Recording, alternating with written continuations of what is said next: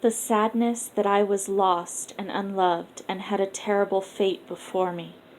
From deep in my memory came the recollection of another loss, of realizing, not swiftly but slowly, that Maeve the Fair was lost to me forever. Mev. I was now 9 years old, and nobody wanted me except a witch. I bet she'll make you her apprentice, Seamus said. Witches choose little girls to be their apprentices. Then you'll be a witch, too. Shut up, Bride said. Obviously, Aunt Morag had rebuked the children for frightening me. The first thing I will do when I'm a witch, I said to Seamus, is turn you into something horrible, a tadpole.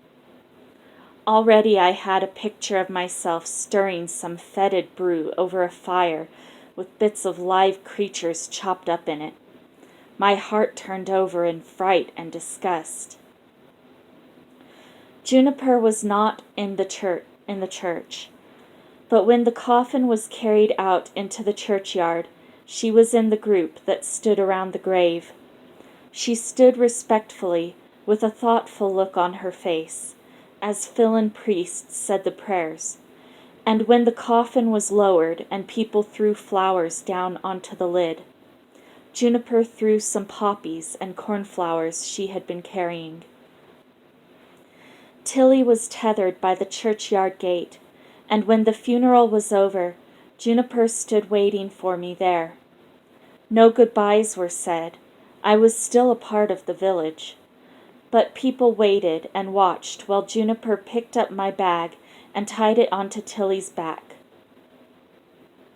The two of us set off together in silence, one on each side of the donkey. I looked back only once when we were a long way down the road. They had all gone by then, except for Coleman, who was wearing a white woolen smock, much patched at the elbows. My aunt could not afford to dress us all in black for her mother's funeral. He stood there, a tiny white speck in the road, still waving to me. I waved back. As we turned the last corner and disappeared, he gave the cry of the curlew that we had so often used to summon each other, stealing secretly out of bed on summer nights. I wept for the life that was gone.